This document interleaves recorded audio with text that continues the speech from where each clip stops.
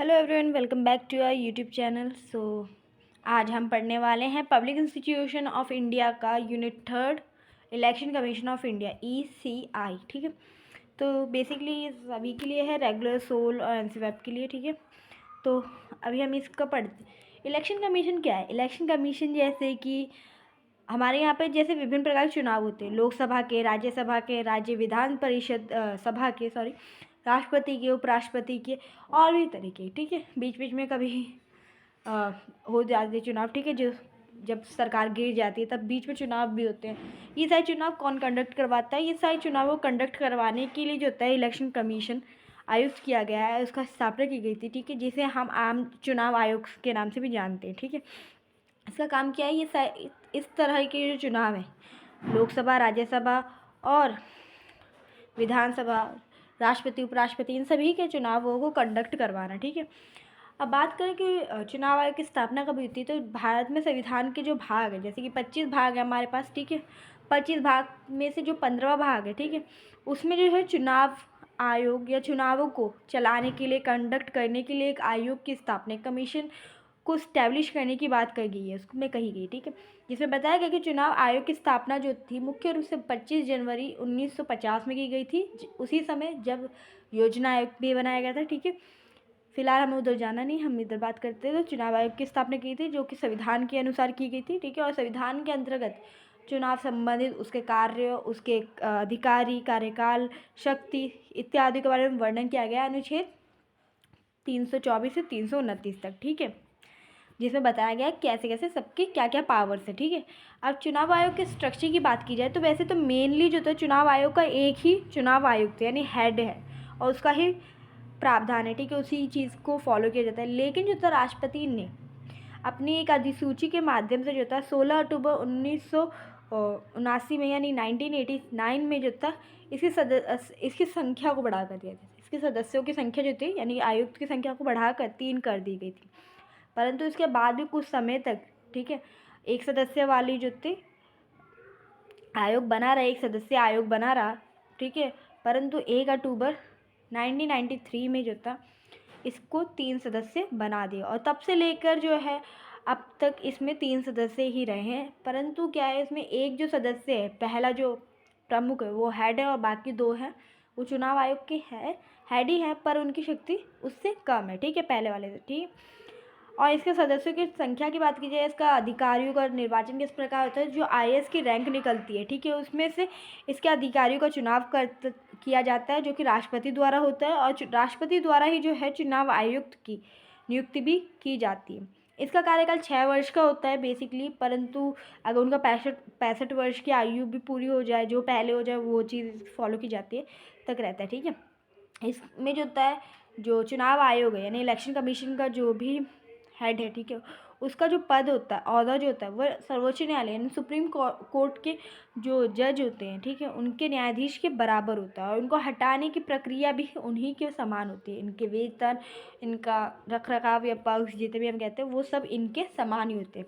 अब हटाया कब कब जा सकता है? देखो, सुप्रीम कोर्ट और अपना जजेस को बेसिकली सुप्रीम कोर्ट हो गया, उच्च न्यायालय हो गया, न्यायाधीश हो गया, कमीशन हो गया, इलेक्शन कमीशन, ठीक है, नियंत्रक, महालेखा परीक्षक, ऑडिट जनरल, ठीक है, इन सबको हटाने के कब कब हटाया जा सकता है? जब ये संविधान का उल्लंघन कर रहे हो, अपने पद का दुरुपयोग कर रहे हो, दुर्व्यवहार कर रहे हो।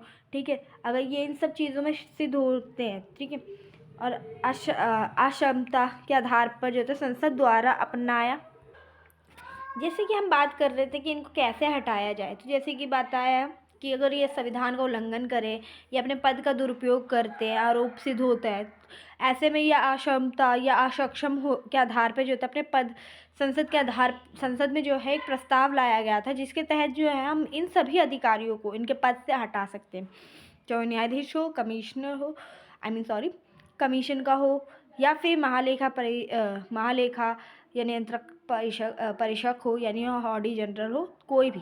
ठीक है, इनको हटाने के लिए क्या प्रक्रिया है कि संसद में जो है 2/3 सदस्यों को विशेष बहुमत की आवश्यकता होती है। अगर संसद में 2/3 विशेष बहुमत प्राप्त हो जाता है, अर्थात संसद के सदस्यों को 50% से अधिक मतदान प्राप्त हो जाता है, तो इनको इनके पद से हटाया जाता है उपरोक्त जितने भी हमने पदों के बारे में बात की, जैसे उच्च न्यायालय, उच्चतम न्यायालय, न्यायाधीश, ठीक है, मुख्य चुनाव आयोग के आयुक्त, महालेखा परीक्षक, इन सभी को जो है इनके पद से हटाने जो प्रक्रिया उसे महाभियोग नहीं कहा जाता। महाभियोग शब्द का प्रयोग केवल तभी किया जाता है उस प्रक्रिया के लिए जब राष्ट्रपति को उसके पद से हटाया जाता हो, ठीक है।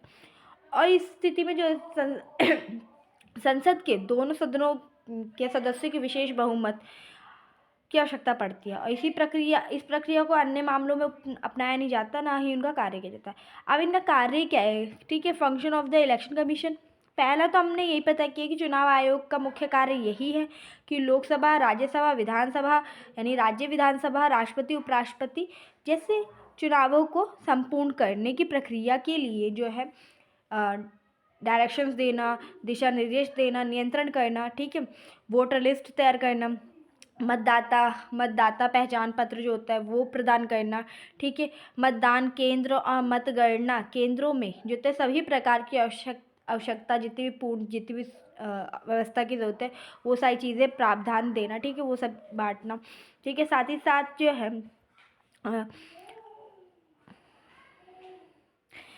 इससे सबसे महत्वपूर्ण कार्य यही है कि आम चुनाव और उपचुनाव जिसे कहते हैं, ठीक है, उसके लिए समय समय पर चुनावी कार्यक्रम तैयार करना, ठीक है। पार्टीज को जो है राजनीतिक दलों को मान्यता देना, उम्मीदवारों के लिए जो है राजनीतिक दल और उम्मीदवार जितने भी चुनाव में खड़े होते हैं उनके लिए आदर्श आचार संहिता लागू करना, जिसका प्रयोग करके जो है वह उन्हें शपथ दिलवाई जाती है कि वो अपनी शक्ति, जब सत्ता में आएंगे तो वो अपनी शक्ति का दुरुपयोग नहीं करेंगे। ये सारी चीज़ें, ये सारी राजनीतिक दलों के लिए जो है अपने प्रति उम्मीदवार चुनाव अभियान के लिए जो है खर्चे सीमा निर्धारण किया जाता है कि आपको इतनी लिमिट दी जाती है कि आपको चुनाव रैली वगैरह जितना भी आपको अपना प्रचार प्रसार करना है वो इतने रुपये में होगा, ठीक है। इन सब पर निगरानी करना, ये सब इनका कार्य है। अब इसका इम्पोर्टेंस क्यों है, ठीक है। देखो इम्पोर्टेंस यही है कि जब 1950 में चुनाव आयोग बना, ठीक है, और 1952 में ठीक है, उस टाइम राष्ट्रीय यानी नेशनल और स्टेट लेवल पे जो था चुनावों को सफलतापूर्वक संचालित करने के लिए एक ऐसे कमीशन की ज़रूरत थी, क्योंकि ऑब्वियसली सरकार नहीं कर सकती हर चीज़, तो सरकार को भी चुनने के लिए एक कमीशन की ज़रूरत थी। तो उस टाइम जो थी इसकी स्थापना की गई थी। अब मतदान में लोगों की अधिक भागीदारी और राजनीतिक सुनिश्चित करने के लिए सक्रिय भागीदारी को भूमिका निभाता है, ठीक है। राजनीतिक दल को अनुशासित करने का कार्य करता है कि राजनीतिक जितने भी दल हैं वो सभी एक डिसिप्लिन रूप से कार्य करें, डिसिप्लिन्ड रहें, ठीक है। और इसके साथ ही साथ संविधान में निहित मूल्यों पर आधारित है। संविधान में निहित मूल्य मीन्स संविधान जिस प्रकार कहता है कि हमारे यहाँ पे जो है धर्मनिरपेक्ष राजनीति, जो भी राजनीति पॉलिटिक्स जो हमारे इन्वॉल्वमेंट होता है, यानी कि राजनीतिक भागीदारी जो होती है वो पूरे रूप से धर्मनिरपेक्ष निष्पक्षता पर आधारित है, ठीक है। जब हम कहते हैं ना हमारे यहाँ चुनाव जो होते हैं निष्पक्ष, वो स्वतंत्र, समान होते हैं, तो उसका मतलब यही होता है कि जिसमें बिना जात पात धर्म इन सब के भेदभाव किए बिना जो है कार्य हो। साथ ही साथ मतदाता केंद्रित, मतदाता अनुकूल वातावरण, चुनावी प्रक्रिया में सभी पात्र यानी सभी नागरिक जो होते हैं उन सबकी भागीदारी सुनिश्चित करना, ठीक है, ताकि आपने देखा होगा सभी की भागीदारी सुनिश्चित करने के लिए एक वोटर लिस्ट भी जारी की जाती है और एक साइट भी है, उधर भी होता है सब, ठीक है। साथ ही साथ हितधारक, राजनीतिक दल, चुनाव उम्मीदवारों के बीच में चुनावी प्रक्रिया और चुनावी शासन के बारे में जागरूकता पैदा करता है तथा देश की चुनाव प्रणाली के प्रति लोगों का विश्वास बढ़ाने और मजबूती प्रदान करने का कार्य करता है। जैसे कि आप जानते हो कि अगर ऑब्वियस बात है चुनावी कैसे होते हैं, अगर हम वोट किसी पार्टी को देंगे तो हमें मालूम है कि हमारा पॉलिटिक्स जो इन्वॉल्वमेंट है या उसमें पार्टिसिपेशन है, ठीक है, वो 1% तो है ना, वो कहीं ना कहीं वो उतना नहीं है कि उतने लेवल पे जाना, संसद में जाके बैठना, वहाँ पे जाके डिस्कशन करना, वो सब नहीं। लेकिन अगर हमने वोट दिया तो ये पहला हमारी भागीदारी है, ठीक है, कि हाँ हम राजनीतिक रूप से अपनी पार्टिसिपेशन दे रहे हैं, ठीक है, भागीदारी सुनिश्चित कर रहे हैं। अगर हम ऑब्वियस बात है, हमें भी पता है कि अगर हमने वोट नहीं दिया तो ऑब्वियस बात है इस पार्टी का जीतना मुश्किल है, तो इस पार्टी को जीतने के लिए हमारे वोट की ज़रूरत पड़ेगी, ठीक है। साथ ही साथ चुनावी शासन प्रति लोगों की जो विश्वास बढ़ता है बेसिकली कि चुनाव होंगे, इस पार्टी को दिया जाएगा ताकि अच्छी सरकार आए, अच्छा कार्य हो, ये सब भी बढ़ता है ना चुनाव के थ्रू, वरना एक ही रहेगी पार्टी तो उससे क्या होगा, उससे तानाशाही होगी। यही चीज़ यहाँ पे फॉलो की। चुनाव आयोग के समक्ष बहुत सारी चुनौतियाँ भी हैं, ठीक है। अब कौन कौन सी चुनौती, देखो वर्षों से राजनीतिक हिंसा हो रही है, ठीक है। चुनावी दुर्भावना हो रही है के साथ लोग जो है काले धन, भ्रष्टाचार जैसे अपराधों का बोलबाला बढ़ रहा है। ऑब्वियस बात है, आपने देखा भी होगा, ठीक है।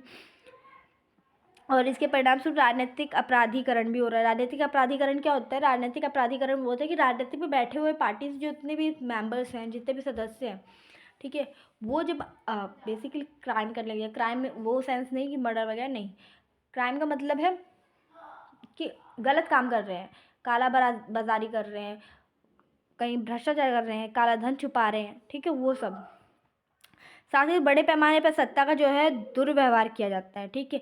जो राज्य सरकार होती है अपने सत्ता का दुर्व्यवहार करने लगती है, जिसके चलते जो है जब चुनाव आते हैं या उन्हें जब लगता है कि उनके शासन में कोई बाधा दे रही, तो अक्सर वो क्या करते हैं, चुनावी टाइम पे अपने शक्ति का प्रयोग करके योग्य, अपने यहाँ पे जितने प्रमुख पदों पे तैनात योग्य और अधिकारियों को जो है उनको उनके पद से ट्रांसफ़र कर दिया जाता है, ठीक है, हस्तांतरण कर दिया जाता है। हस्तांतरण चुनाव के लिए सरकारी वाहन, भवनों का प्रयोग कर निर्वाचन आयोग के आदर्श संहिता का उल्लंघन किया जाता है। जब चुनाव आते हैं तब उस टाइम जो होता है बड़े पैमाने पर जो होता है जो आदर्श आचार संहिता जिसका हम यूज़ करते हैं, जिसका पार्टीज़ यूज़ करती हैं, ओथ है एक, जब वो शपथ ली जाती है तब वो होता है ना कि हमने इस चीज़ को करना है। लेकिन कुछ पार्टीज़ जो होती हैं जो प्रचार के दौरान इस चीज़ का बहुत गलत प्रयोग करती हैं, ठीक है।